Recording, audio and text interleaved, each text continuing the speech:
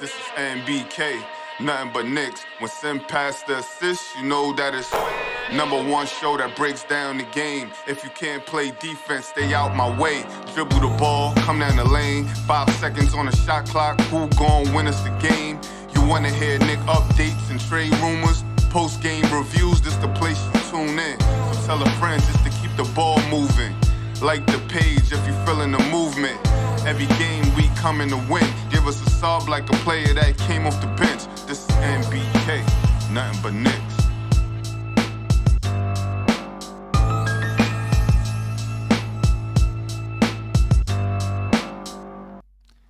Knicks family, what's poppin'? It's your boy.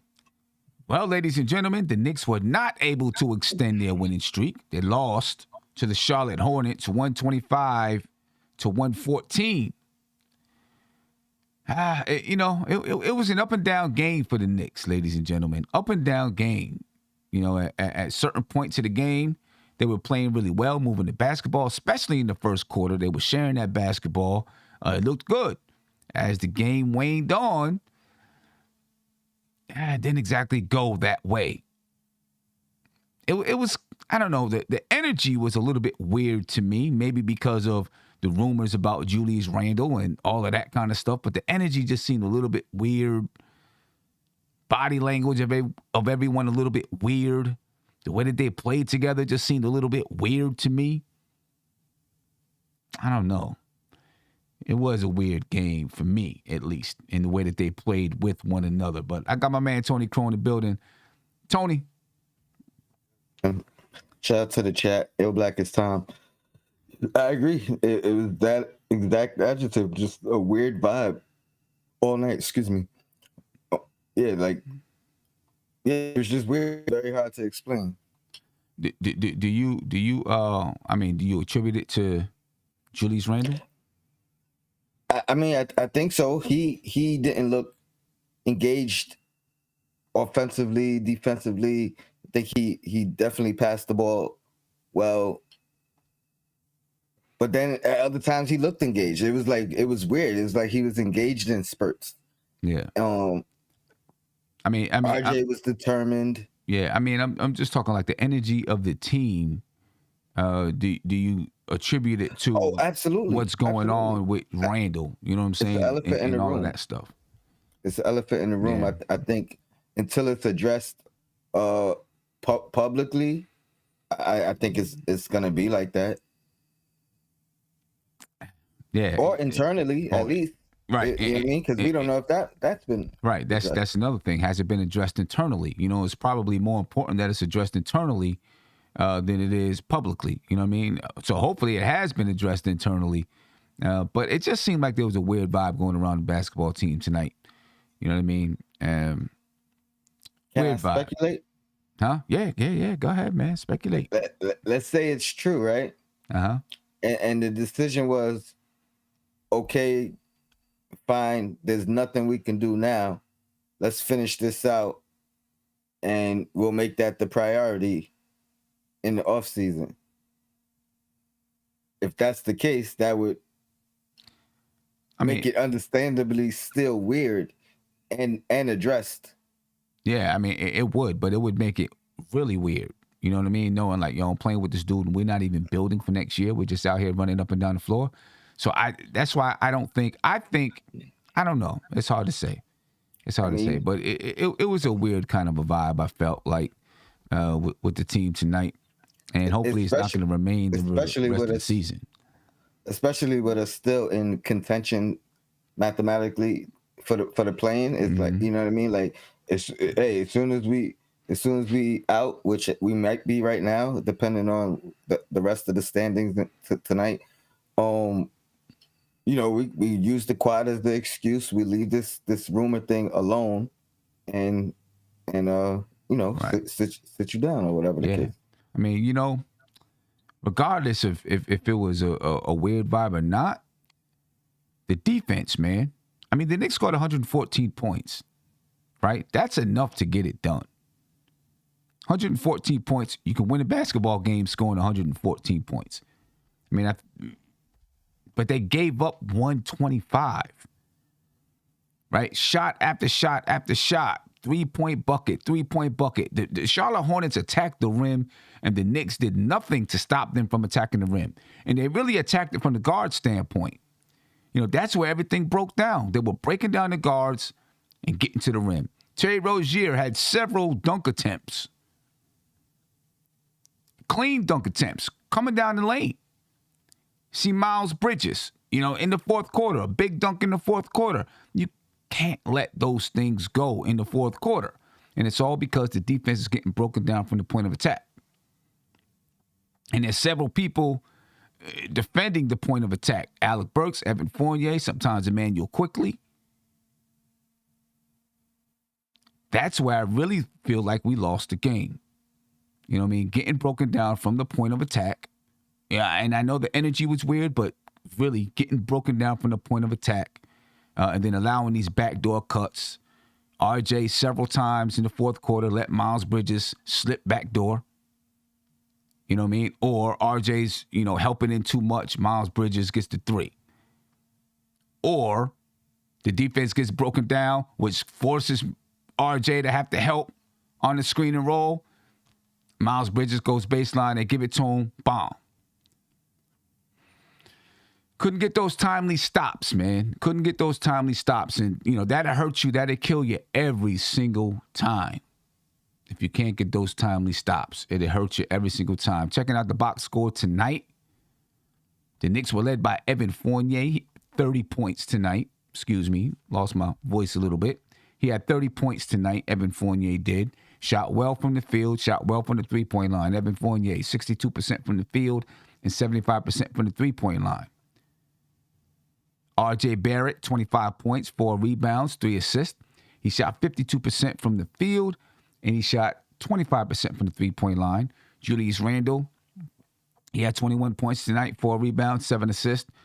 Shot okay from the field, 43.8%. Shot 40% from the three-point line. Emmanuel Quickley, 16 points. Alec Burks, 12 points, 12 rebounds, and 5 assists. But Alec Burks didn't really shoot well from the field. Now, he shot 26.7% from the field and 30.8% from the three-point line. Emmanuel Quickley, on the other hand, 50% from the field and 16.7% from the three-point line. Quickley was also 3 for 4 from the foul line. You know, so, you know, I seen a lot of people angry, you know, on Twitter about the rotations, you know, about Emmanuel Quickley being taken out in the fourth quarter, you know, about Alec Burks playing 40 minutes. So there's a few things to talk about in this game. The first thing I want to talk about with you, Tony, is RJ Barrett. The first half, he had 18 points. He scored 7 points in the second half. Were you upset that RJ did not touch the ball as much in the third quarter? I think he could have, but I don't think it was. I would say it was for him to kind of take that initiative and go get it. Go get it. Okay, because you know, there were a lot of times in the fourth where it looked like there were opportunities for people to pass him the basketball. But, you know, the ball got skipped to somebody else. I'm not saying that they were intentionally icing him out. Sometimes that's the way the basketball game goes. But you would think the team would say, hey, this guy had 18 points in the first half. Let's see how hot he really is. Let's keep feeding him, see what we can get. See if he can continue to exploit his matchup. Because I didn't see anything that the Hornets did defensively different on RJ. You know what I mean? I mean, at that point, I think Fournier had it going. He did. He did. So, you know, they kind of ride that hot hand. And then maybe it was a preservation for him to take over and, you know, down the stretch. Now, that's something that's definitely plausible. When you look at the third quarter, just like you said, right? When you look at the third quarter, a number of guys were hot. Julius Randle was 3 for 5 in the third quarter. Evan Fournier was 4 for 7 in the third quarter. All right, RJ Barrett took 2 attempts. He was 1 for 2. He had 2 assists in the third quarter. I mean, Evan Fournier had 14 points in the third quarter, right? The Knicks scored 28 points in the third. Charlotte Hornets scored 33 points in the third. Again, not getting stops. 28 points should be enough for you to win a quarter. You know what I mean? So it's people are gonna get mad and argue about it and say, he should have had the ball in his hands and he should have did this and he should have did that, or the team should have did this and the team should have did that. But it's tough when you got a couple of guys who shot well, and then like you said, it might have been like, hey, Fournier shooting well, Julius Randle shooting well. We'll preserve you for the fourth quarter. You know what I'm saying? See if we can get you to rock in the fourth quarter, because at the top of the fourth quarter, RJ Barrett was in with the kids, right? And then in the fourth quarter, RJ Barrett, still Emmanuel quickly took 7 shots in the fourth quarter. Then it was RJ Barrett who took 4 shots in the fourth quarter. You know, so it's really hard to say. I don't know. I mean, I don't know. I don't know. I guess you could have tried and see, hey, does he still have the hot hand or not? You know what I mean? And if not, then go someplace else. But if some other guys had the hot hand, I don't see a problem with allowing him to rest a little bit and then be able to shoulder the load in the fourth quarter. Now, if you want to say that the team was icing him out, then obviously that would be a problem. I don't know if that was the case, though. You know what I mean? Because I think most of the team understands, where RJ is at this point in time.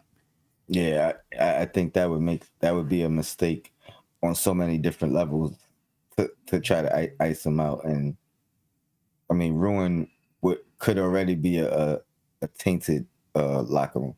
Right. Exactly. You know what I mean? So I guess it's up for question, about RJ Barrett, and if you think that the Knicks did wrong by not making sure that he had the basketball in his hands in the third quarter. That being said, the Knicks had a chance to, take a lead in the fourth quarter. You know what I mean? I think there was a point where they were down by just 2 points, and they ended up giving up a three on the other end, and boom, it's right back at 5. At the top of the third quarter, the kids, they getting, I don't want to say the kids, and I want you all to think I'm blaming the kids or trying to, say something about the kids. The bench comes in, and, they didn't really play well. This is a night when the bench didn't really play well, and all of a sudden the lead, balloons up to whatever it did. I don't even remember, 10 or 11, like 10 points, 10 or 11 points. And it took Emmanuel quickly to start getting hot and, get the team back in contention. You know what I mean? Between the third quarter and the fourth quarter, Emmanuel quickly, he was getting buckets. He was doing his thing out there. He was getting buckets. So let me ask you this. Were you upset that Tom Thibodeau took Emmanuel quickly out the game in the fourth quarter? I wasn't, because I knew he would be back. I thought it was just for rest, to be honest. Yeah, I mean, he could have rode out with him, but I had a feeling he was coming back, honestly. Right. And, I think Emmanuel quickly came into the game in the second half, about 3 minutes left in the third quarter, somewhere around there.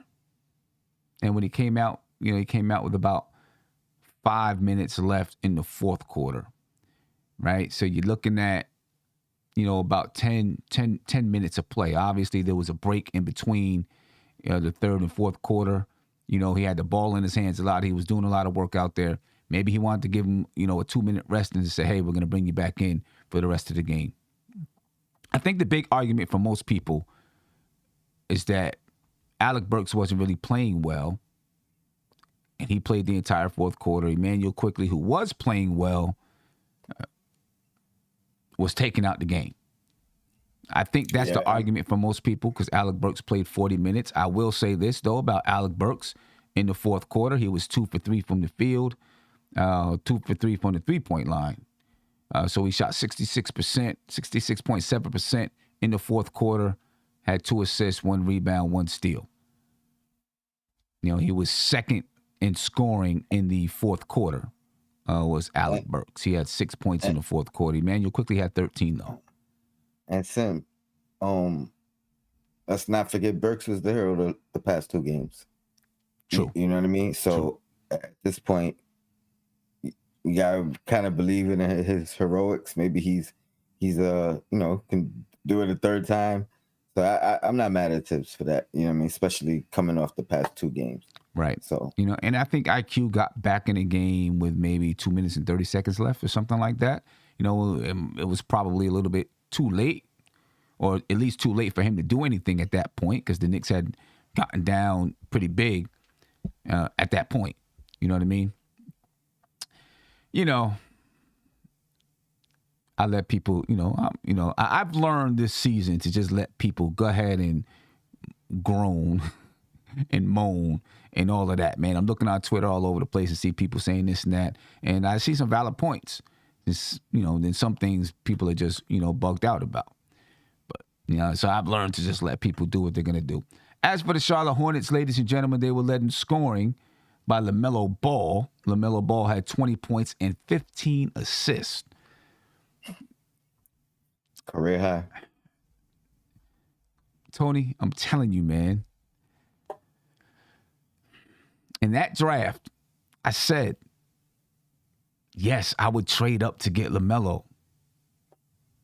I wanted the Knicks to trade up to get LaMelo because he just has some things that you can't teach. You know what I mean? I wish the Knicks would have really tried hard. I guess the Charlotte Hornets saw that too. Michael Jordan said, you know what? I see it too. You know what I mean? But you talk about a point guard. Like, he's the epitome of a pure point guard, but can also score the ball. You're right, because you actually said trade. You was okay with the Mitch to Golden State trade. Yeah. And giving up the pick. Yeah. I was cool because Gmo asked me a bunch of times, so you would trade up to get LaMelo? I was like, yes. I think this kid got the goods. You know what I'm saying? The way that he can pass the ball, he can see things that other people can't see out there on the floor. You know what I'm saying? He can see multiple options at one time. Kid is good, man. 20 points and 15 assists for LaMelo Ball tonight, ladies and gentlemen. So apparently, Randle did do a post game. Shout out to Ally Wise in the chat. Okay. So he said it's not true. So, okay, all right. We'll get it. We'll get a chance to check that out a little bit later. Miles Bridges tonight. I mean, he was the guy in the fourth quarter, man. Listen, Miles Bridges. The Queen Steph says she thinks that Miles Bridges got something against Julius Randle, and I'm starting to believe her because on that one fast break, he tried to murder Julius Randle when he seen him under there. Julius Randle fouled him, but man, he tried to body him for real. I thought Randle was going 6 feet under on that one. You know what I mean? I think it's more personal to the Knicks, and then for passing on them. True. And then it's like whoever's in that position, I'm going to get him. Right, I'm going to get you. Like he probably banked on doing things to Knox, but he was like, oh, this guy ain't never gonna see the court, right? And now he ain't a Knick, so he was like, yeah, I'm just going after whoever they got in my way. Listen, man, I thought he was coming home with Randall's neck on that one. He tried it. 31 points for Miles Bridges, 6 rebounds, 3 assists. He was 11 for 15 from the field and 4 for 4 from the 3-point line. A total turnaround from the previous game. And then 21 points for Kelly Oubre off the bench, 5 rebounds. 15 points for Terry Rozier. He had 5 rebounds and 4 assists to go with those 15 points. And then P.J. Washington had 11 points, 6 rebounds to go along with 3 assists. Bottom line, ladies and gentlemen, the Knicks just could not get stops tonight. 34% from the 3-point line for the Charlotte Hornets. I mean, that's not crazy. It's not crazy, but they hit him at the right time. Timely shots. They hit them at the right time. They were 3 for 9 in the fourth quarter, but again, they hit them at the right time. Miles Bridges was 2 for 2 in the fourth quarter. P.J. Washington was 1 for 2. As a matter of fact, P.J. Washington, he hit the 3. When the Knicks had cut the lead to 2, P.J. Washington hit the 3 because the Knicks didn't get the rebound. He hit the 3 to extend it back out to 5. Timely stops. Got to get the timely stops, man. Let me get to the caller. Caller, you live. Tell me your name and where you're from, please. Tricky. Michigan. Tricky. What's going on, man? It's Tricky. My big takeaway from around. That's tonight. right on time. It's Tricky. Sorry, Tricky. I had to do that. I think I'm going to get my button. I think I'm going to get a button. And I'm going to put Run DMC in there. And I got a theme song for Tricky. Say it with me, Tricky. It's Tricky to rock around. That's right on time. It's Tricky. Yeah, I know that song, but I'm not going to say it with you, Sam. Sorry. All right. No, my big takeaway, though, is you look at this game. When we were winning the last 4 games, the Stars were averaging anywhere from 28 to 33, 34 minutes, and our bench was getting, 21 to maybe 25 minutes. And I feel like Tibbs just reverted right back to his old self. Mm-hmm. That's the way I feel. Okay. I understand they weren't playing well at that point, but you still got to bring him in. I feel like he went to his old self. He went with the veterans. He went with Randle for sure. And Obi should have got more time. And my problem is we're not playing good defense. So why is Deuce getting 9 minutes? Why are we playing Randle against Miles Bridges and those boys, and they're cooking them? Like, it just happens all the time against this team. And to me, when I look at it, like, you got Jericho Sims, 11 minutes. Never even took a shot.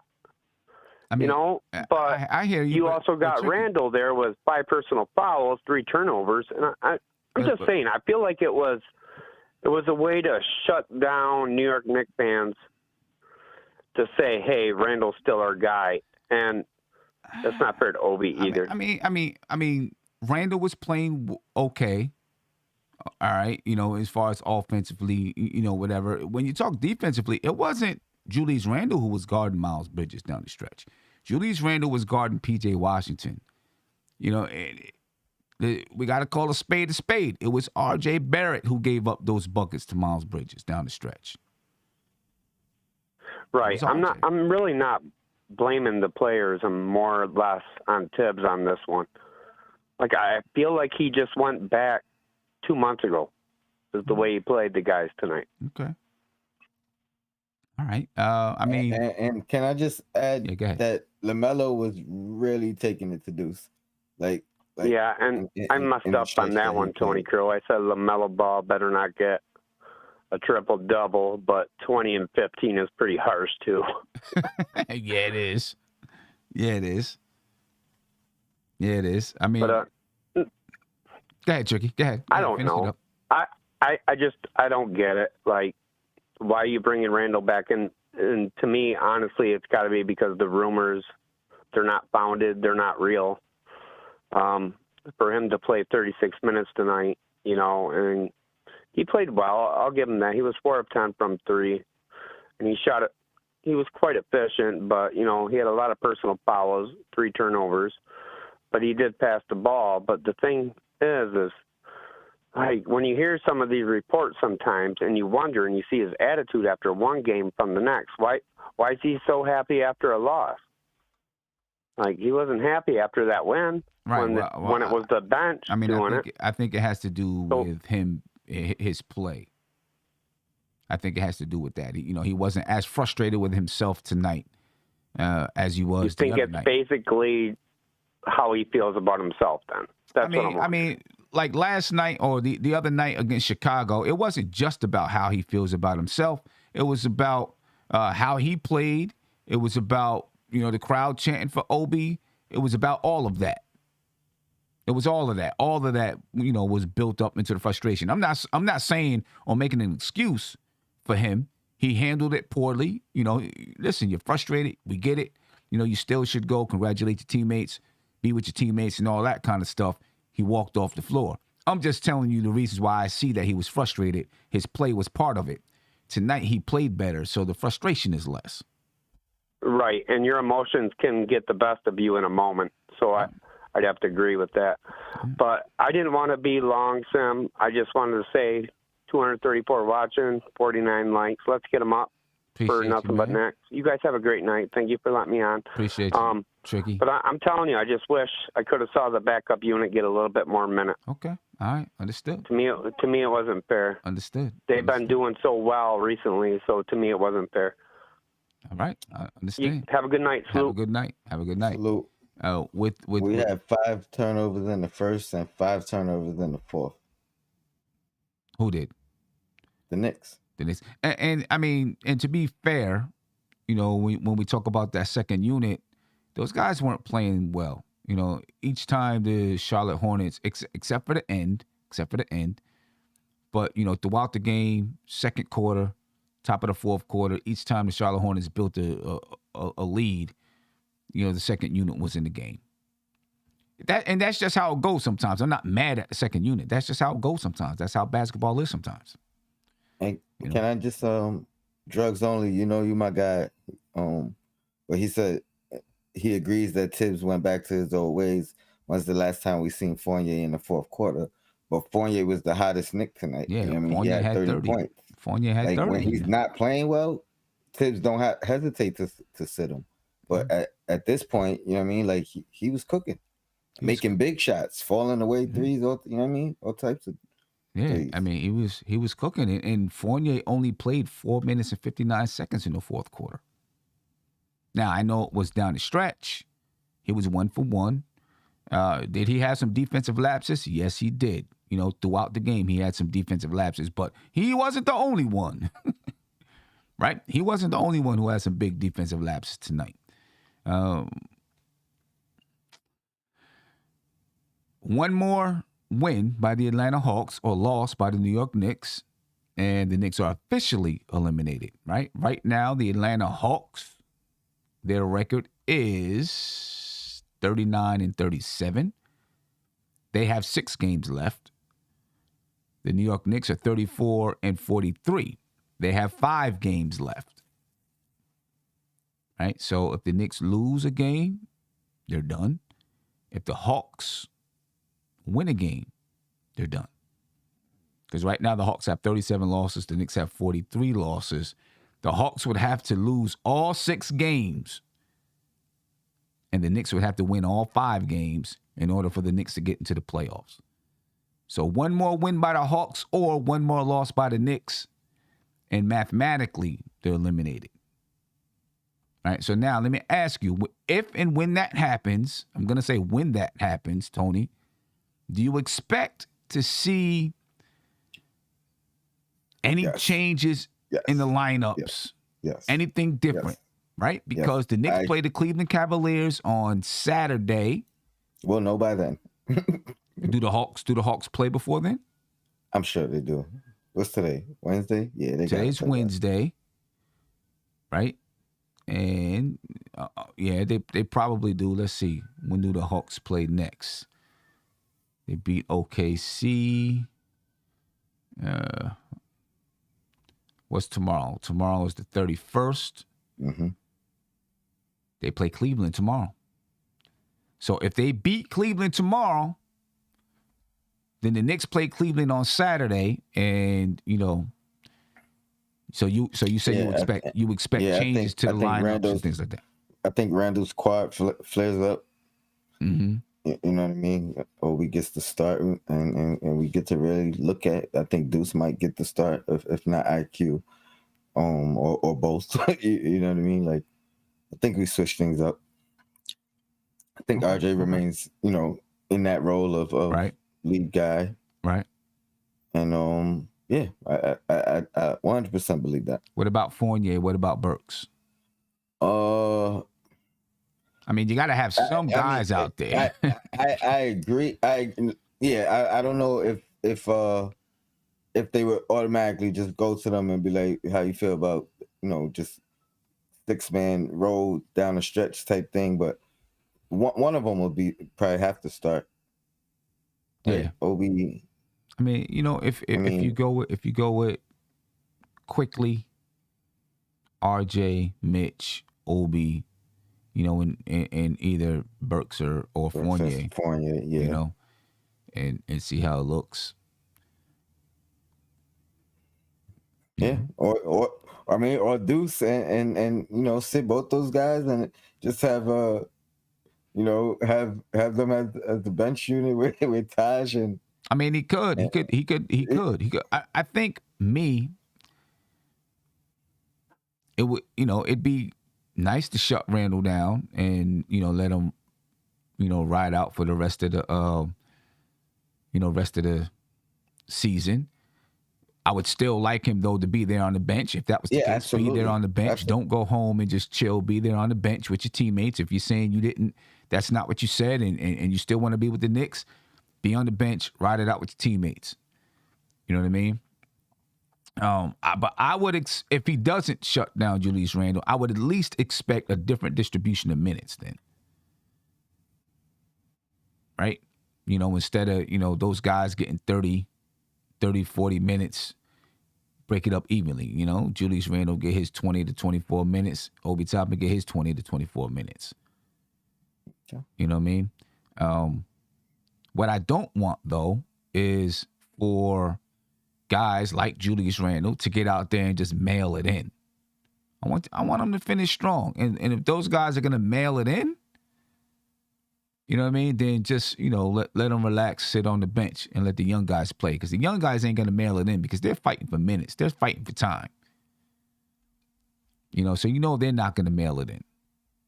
Yeah, I mean, I don't think that's his MO necessarily anyway. Mm-hmm. But at the same time, that's why I say, like, especially if the quad thing is really hurting, you gotta just rest the rest of the way because it's not worth the injury. You know what I mean? True. It's not worth anything serious happening.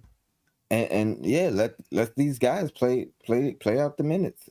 Taj could spell at a couple of positions. Sims will get some extra minutes between Mitch. I wouldn't even mind if Mitch took a back seat to Sims and came off the bench and kind of like spelled Sims. Yeah. Especially if they know they bringing him back. If they don't think they're bringing him back, Mitch might want to, you know what I mean? He might want to just show out. Right. Or he may not want to risk injury too. You know what I mean? Down the stretch. Right. So it's a bunch of, you know what I mean? Yeah. Bunch of different ways to look at it. Yeah, we'll see. Trav B. Ryan, thank you for the super chat. He said, people saying that Randle was on Bridges is the reason why Tibbs said watch the game 2 to 3 times. And I think what you're saying, right? Because that's what happens. People assume, oh, well, they're both power forwards, so Randle must have been on them. Yeah, that is why you got to watch the game a couple of times, to break it down and see where the holes were. You know what I mean? You see one thing when you're watching it live. When you really do break it down and look at it, you see something totally different. Not totally different, but you see some more. You see some other things that could have happened, possibly. Let me get to this caller. Caller, you're live. Tell me your name and where you're from, please. My man. Yeah, could you turn that down in the back, please? Yes, sir. Yes, sir. Yes, sir. Good evening. How you doing, buddy? I'm good, brother. How are you? How are you feeling? I'm all right. I'm all right. This D Mac. I'm calling from Atlanta. I'm from Brooklyn. Most M-Toast videos. And I'm just saying, like, we lost, but so what?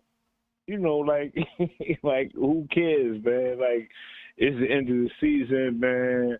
Randle don't want to do nothing. I don't know if the trade rumors that he want to get traded is true, but, I mean, let's just have fun, man. Let's just end the season on a good note. That's what I want to do. I just want to end the season on a good note. You know what I mean? Just end the season on a good note. You know what I mean? And see if you can ride out, all right, so you lost this game, 5 games left, see if you can get 4 of those 5 games. Finish off the season strong and have something to ride into to next season, something to build on. That's where I'm at with it too. And that's it. And let's just see what we could do. And in the summer, I don't know, Brunson or whatever point guard, whatever they're going to do, if they're going to promote quickly, and we just see what it is, man. Me, I'm a diehard Knicks fan. I'm 51 years old. I'm from Brooklyn. And, like, I bleed orange and blue, man. I love what you're doing. I'm about to get to sleep. Appreciate you, my I'm man. glad you answered my call. I appreciate it. Peace to the chat. Peace to everybody. And peace to my lady because she's listening. You know what I mean? And No doubt. peace to you too, Simpson. Let's Appreciate you, go bro. next, man. Appreciate you, bro. Appreciate the time. Without a doubt, man. That's all I want to do, Tony. I just want to finish it strong, finish it out strong, and then, get the offseason started. The Knicks tonight, ladies and gentlemen, they lost 125-114 to the Charlotte Hornets. The Knicks won the rebounding battle, but didn't mean much. 43 rebounds for the Knicks, 40 for the Hornets. The Hornets, ladies and gentlemen, had 39 assists tonight. That's a wild number, bro. 39 assists for the Charlotte Hornets. That's crazy. The Knicks had 23. 7 steals for the Hornets, 5 for the Knicks. 3 blocks for the Hornets, 5 for the Knicks. The Hornets had 11 turnovers, the Knicks 12. Both teams pretty much took care of the basketball. The Hornets 54% from the field, the Knicks 47%. The Knicks 36% from 3. The Hornets 34% from 3. Hornets 88% from the free throw line. The Knicks 69% points in the paint. The Hornets 68 points in the paint. The Knicks 40. Second chance points. The Knicks 16 in the paint. The Knicks 16 second chance points. The Hornets had 11. And then the Hornets with 14 fast break points and the Knicks with 12. But, man, 39 assists. If you give a team 39 assists, this is what you should expect if you give a team 39 assists. You know what I mean? That's a lot of rhythm. Yeah. Yeah. You give a team that many assists, you're destined to lose that basketball game. Yeah. I can't even say tough loss. You know what I mean? I can't even say tough loss. It's just a loss, man. Can't even say tough loss. Just a loss. Yeah. I don't know. I know. Yeah, go ahead, Tom. I was just gonna say. It might be. It's about that time, man. Focus on that on the draft. Yeah, it's about that time because that's where the Knicks are heading. You know what I mean? Right now they're about. It looks like they're like 12th. In the draft lottery, right? I think they're about 12th, something like that.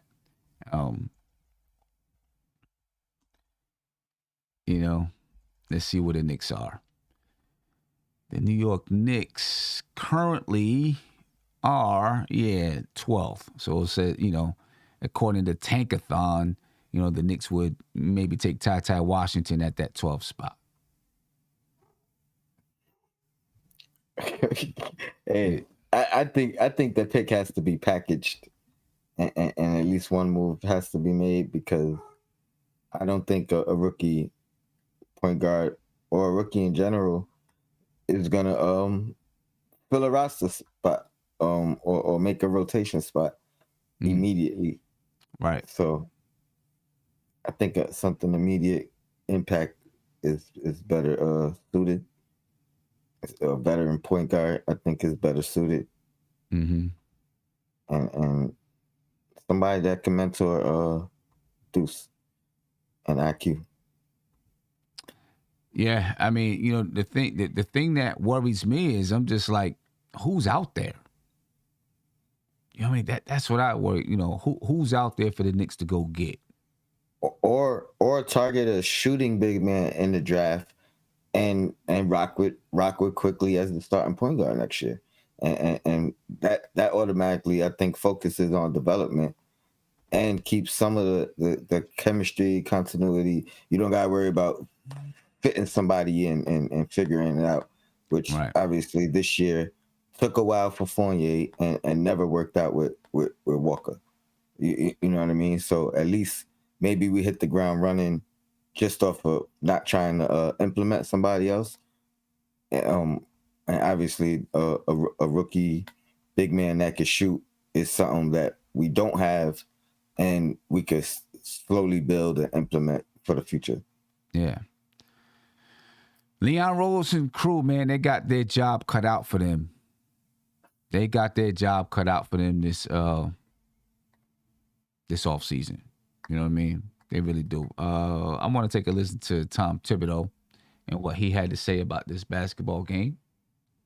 All right, so let me get that up over here, and we'll get Tom Thibodeau up on the screen, ladies and gentlemen.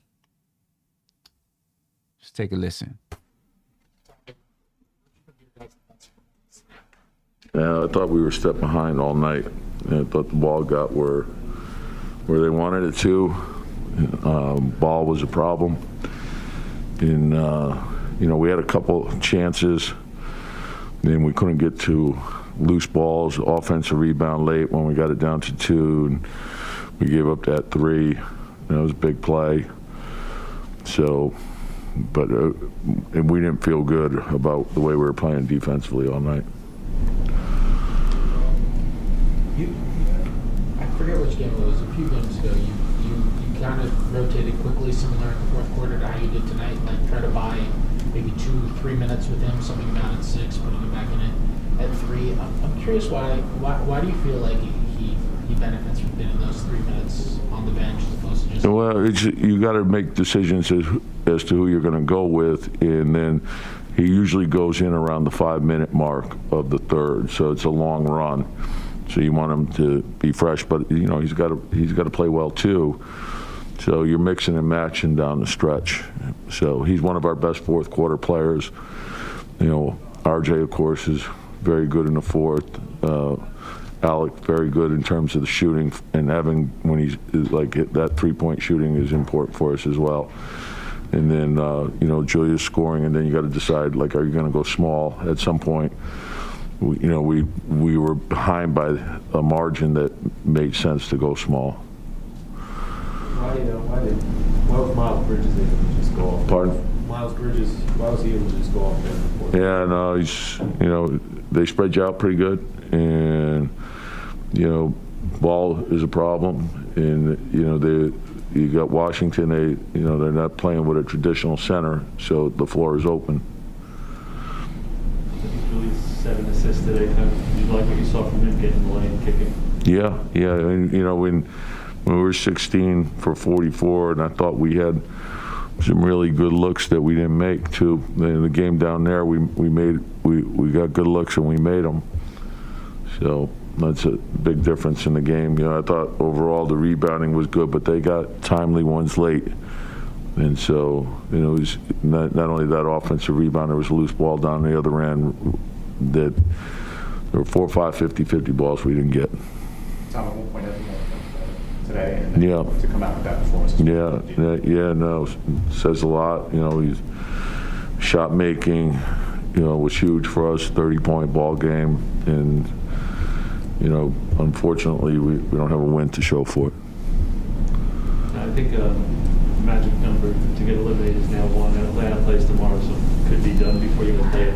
Do you change anything if you do get eliminated, or? Nope, just keep concentrating on what we're doing.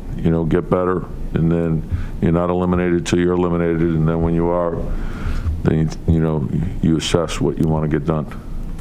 And was there a difference in approach against the Charlotte zone tonight compared to the game in Charlotte? Or No, it's just like you got to make shots. That was get into the gaps, force them to collapse, and then you're going to you should be able to get a good shot, and then you should be able to offensive rebound.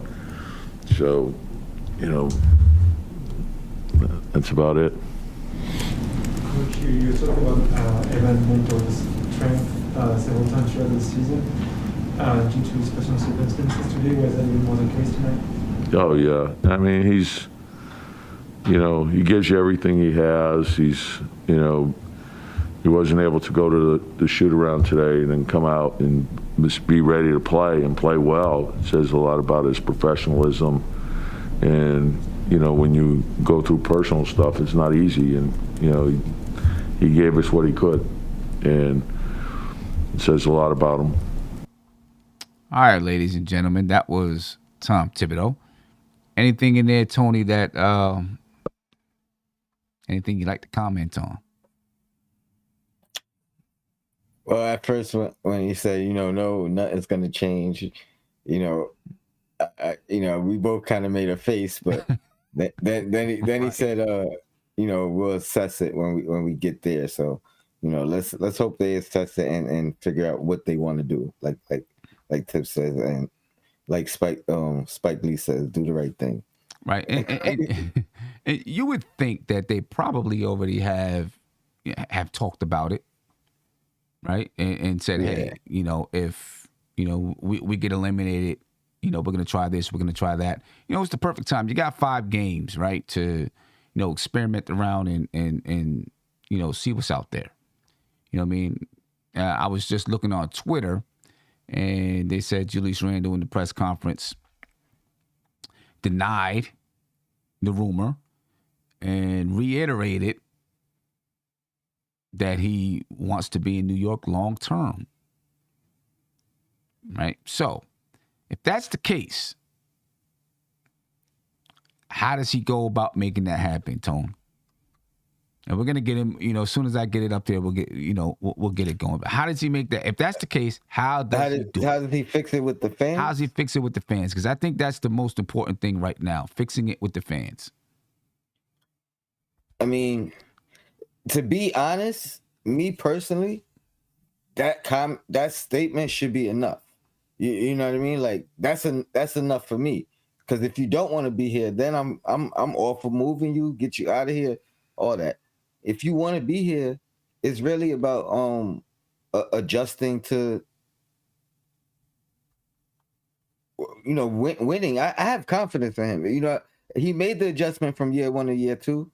Mm-hmm. So just put the work in the off season, and that seems to have been his MO anyway. He's a guy, like I said before, he always improved year to year to year from year 2 moving forward. I think he can still continue that trend.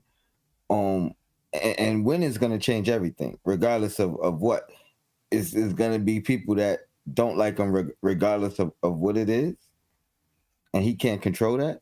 But affect the game and win, I think a lot of that noise is just going to be quiet. Right.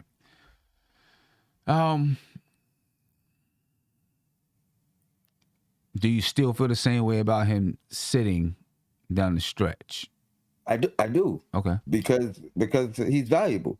Mm-hmm. Yeah, and why risk any type of injury going forward? They he said he was still fighting through the quad thing. Shut it down. Give Obi the opportunity to see if he can continue to grow like we've seen with the 30-plus minute performances where he actually, put some work in. So give him his 5 games down the stretch. Let him know that we're going to need you to produce to spell Randle moving forward anyway. Right. You know what I mean? And I mean, because there's a lot of things that got to get figured out. It's more than just Randle. Right. Right. You know what I mean? Right. So, yeah. If you're keeping Randle, how does it change your approach to the draft and to the offseason? Most important need is honestly a big that can stretch the floor, because we haven't had it in this system, and I think that's a missing piece, and obviously point guard. But knowing Tibbs, knowing traditionally what he does, I don't think there's a point guard out there except maybe Ivy, if you even consider him a true point guard that season. Right. So I think it's really more important to either put your money on quickly moving forward and do progressing, and then focus the draft on a big that could stretch the floor, and then if you need to, a number of guys become more valuable assets moving forward as expiring contracts. I don't think free agency is really a plausible option unless it's a sign and trade. I mean, salary cap wise, it's just not plausible. Yeah, salary cap wise, you know what I mean? That's what I mean. Unless it's a sign and trade, and obviously, if there's something out there that'll improve us, I say do it. But as far as like Brunson, I'd rather see what IQ has in the starting unit for a year, then potentially overpay Brunson, because I'm not sure on him personally. You know what I mean? Like I know others are more solid on him, but I say save that $20 million, keep your assets, unless it's like for Mitch, because we're not giving him the 20 and they are, and even then I don't know if I want to give Brunson 20. You know what I mean? So Right. Nah, I get it. yeah. So it's that's me personally. I rock with IQ starting moving forward, or definitely going into next year, rather than expecting a rookie point guard to fill that role. I narrow down my draft selections to big men that can stretch the floor, because I think that's the secondary need. We have enough wings. You know what I mean? We obviously have enough forwards with Obi needing more time and Randle taking up most of it at the power forward. And we got defensive bigs that could kind of run the floor and can't really do much else. So I think the biggest need is point guard and shooting big. Yeah, I seen someone in the chat say it's about his play. It's not about the fans. Yes, it's about his play, but I also think it's about the fans. I think you got to repair that relationship, because if you don't, and obviously his play is going to help to repair the relationship, but I think you got to take some steps too to try to repair it. You know what I mean? Because,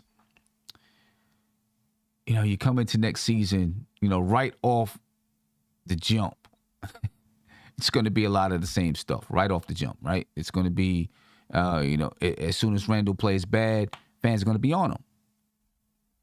You know what I mean? And it'll make it tough. You know what I mean? And it's going to be a distraction right off the top. So I think you do got to try to make some moves to repair the relationship, because, if you're trying to win, the last thing you want is distractions. And if he's still having a spat with the fans, it's going to be a distraction. No doubt about it. It's going to be a distraction.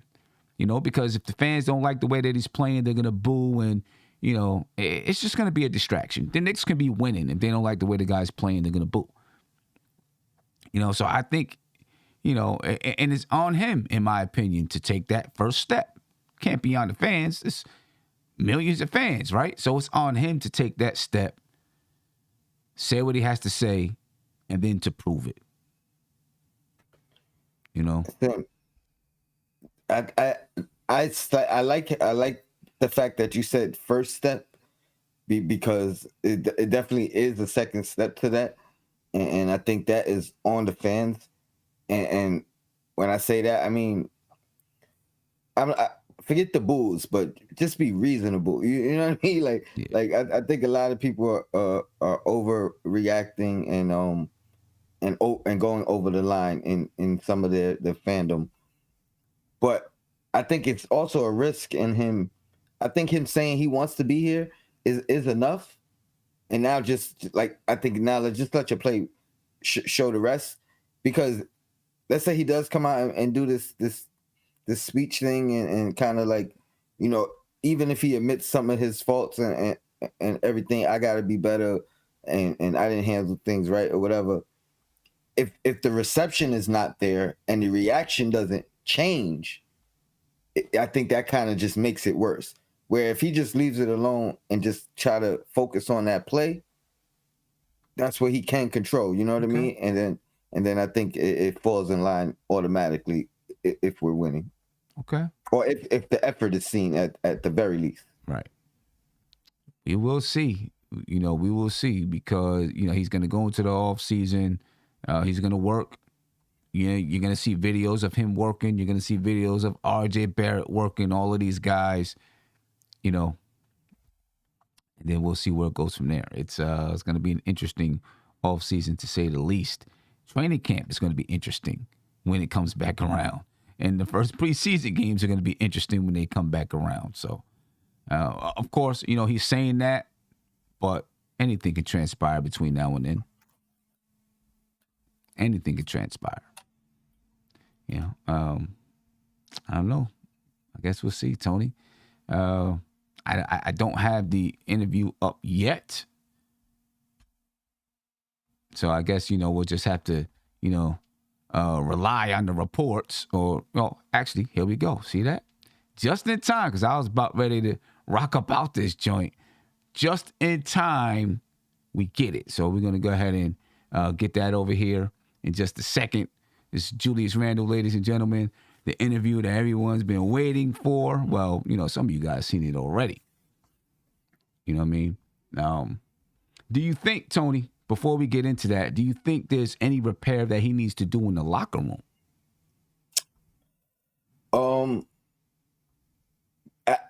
Maybe. And that type of speech to them, though, I think that would be a lot more beneficial. And even if it's a like an exit meeting where everybody could kind of lay everything out there. Everybody, whatever it is that's on your mind, whatever you think that this individual teammate might do to help the team and vice versa. Everybody get to exchange their thoughts and know what they want, how they want to come back. Right. Yeah. All right. Well, hey, ladies and gentlemen, let's listen in. This is Julius Randle talking about tonight's game and more.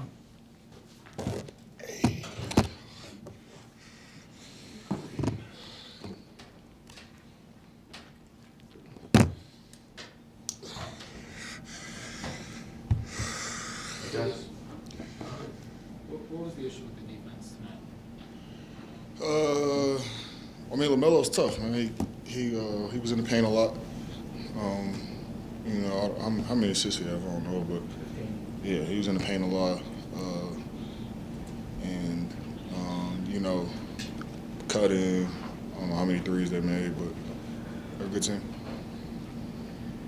There was a I'm sure you heard about it. There was a local radio guy who said that after Monday's game, you went to management and demanded a trade. I was wondering what your response to that was.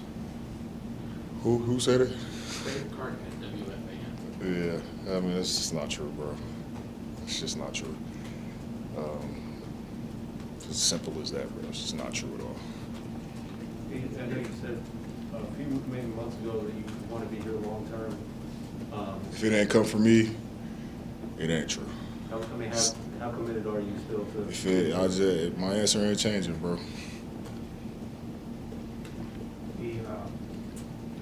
I guess this season obviously hasn't gone the way anybody has wanted it to. Mm-hmm.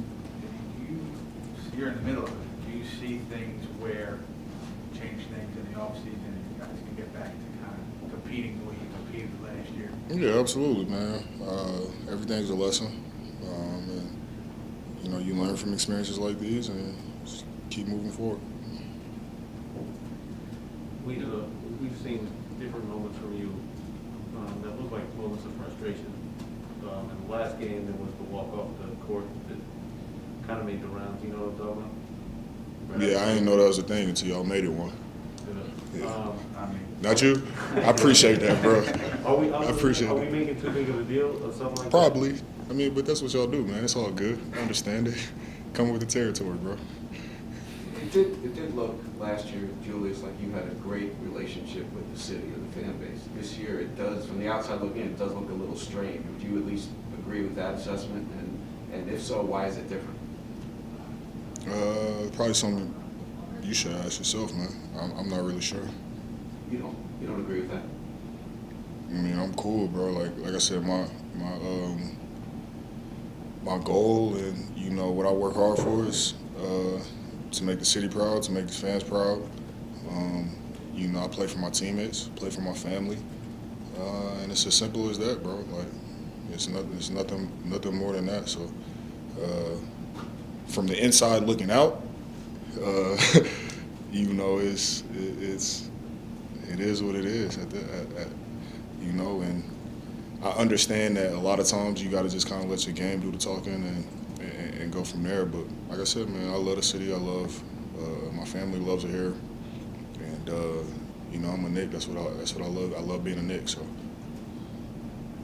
these athletes, by the time they get to where you are probably used to hearing cheers, boos. But is it hard sometimes? I know your family is always there, front court, center, right there. Is it hard to know that they're there and hear that when it's not? I mean, that's probably where most of my frustration comes from. I got my 5-year-old son that's there and is obsessed with the game of basketball and loves the game of basketball, and he doesn't understand what's going on. And that was probably my biggest frustration. Coming from him. The time that I sacrificed from him to put into this game, and he's daddy's little boy. He loves his dad. So for him to experience that, and him being uncomfortable, and having to leave the games and stuff like that, as a father, that's what bothered me more than anything. But like at the same time, like you got to understand it comes with the territory. At the end of the day, the narrative can always, flip. So I understand that. I understand it's New York City. I understand that's just what comes with it, and I understand how passionate our fans are. So you just kind of got to live with the good and the bad. Is that different from, you played in a major market in L.A. Is it different here? It's a lot different than L.A. And, some of it may be because of recent success. L.A.'s recently won a championship and stuff like that. But that was part of my challenge to come here. I want to see a city and this organization win a championship. So, it's fun. I'm built for it, bro. I remember last year, it was around March, you wrote that Players Tribune story about how your son mimics what you do. He mimic everybody now. Is that still something you think about when you're playing? Yeah, you do, but in the heat of the moment, sometimes things happen, and you got to reevaluate stuff. But like I said, man, he loves his dad, so he's riding with me, good and bad. Not random, but you ever ask anybody else who's played here about playing here? Like a guy like Carmelo who's been through it. You were talking to anybody who was here before you about just being in the middle of it, or no? No, man, I lean on my family. Ladies and gentlemen, it's the New York Knicks YouTube page. Make sure you subscribe so you can get all the post-game interviews, especially if you're out of New York. You know what I mean? You want to make sure you can get them. They got other content up there as well. Tony, what you think? Satisfied. What you think? I'm satisfied. I love what he said. I believe him. Mm-hmm. I do believe it's been an adjustment for him. I believe it has affected his play, but I believe that he believes he's built for it, and that's the first step. Like you can't not believe you're built for it and then stick through it and try to figure it out. Right. The fact that he says he's built for it, I think he's gonna figure it out, and he knows. He said it is based on my play. So if I play good, it'll change the narrative. The narrative can change like this. Yeah, so I think mentally he's where he needs to be, and I think it took him some time to get there. So do you think it took this season for him to really go through it? Obviously he went through it, a season ago, not last season, but the season before. He went through it a little bit, and then over the summer he went through it. But this year he really went through it. Right? Do you think he really does learn the lesson, and it takes him to go through it to say, okay, I know what I got to do, and he can come back next year and really put it into practice? I definitely believe he'll be better. You know what I mean? I definitely believe he'll be better. The thing is, I also believe he understands that, part of it is out of his control as far as the people that just don't like him regardless of anything. But at the same time, I think like what's going on with Westbrook is kind of like an eye opener, because he hasn't had the accolades and the success of a Westbrook, and Westbrook is going through it in LA. You know what I mean? So I think that makes him kind of realize that like this can happen to anybody, and it could happen at any time. You know what I mean? Like what I did throughout my career, averaging a triple-double a couple seasons or whatever the case, like it don't mean anything today. What matters today is, did y'all win? Did you play well? You know what I mean? So I think he figures it out. I'm hopeful, at least. Yeah, I hope so. You know, he said some right things. There's still some things I would have, liked to hear him say.